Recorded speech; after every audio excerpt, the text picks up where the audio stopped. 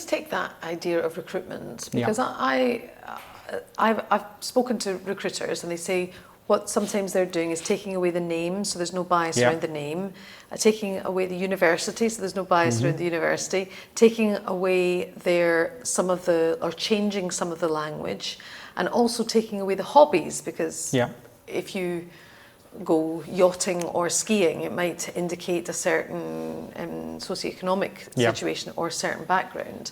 So some people would say, well, if you're going to take all of it away, you're going to end up with nothing on the CV. How do you make a decision? What's your answer to that? My answer to that is, you should be judged based on your ability, not where you come from.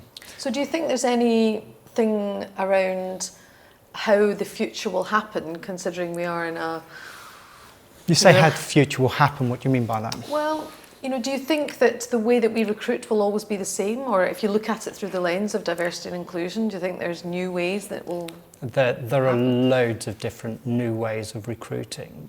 In fact, if you look at loads of research that's been done, one of the challenges that employers have is they always use the same media, the same websites to actually reach into what they class as diverse communities.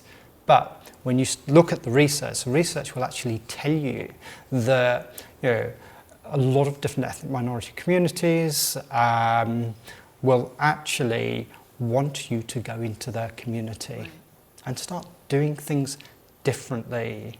And if you think about employer brands, because an employer brand is really, really important to the employer.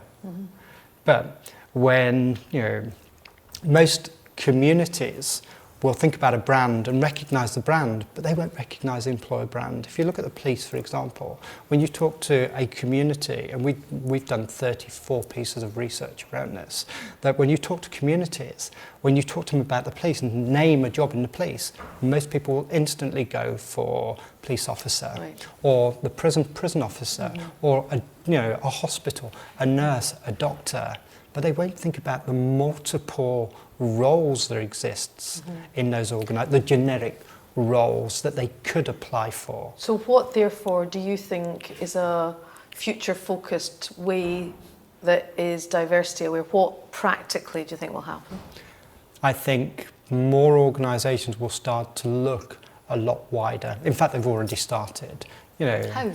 We're running events in mosques for organisations. We're going out into communities, and by communities, temples, gurdwaras. We're going into large events, for example, Gunnersbury Mela, 95,000 ethnic minorities in one day.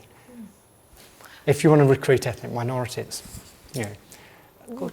go where they are, and go to some of the mosques in Slough. You've got potentially 1,500 people from a Muslim background.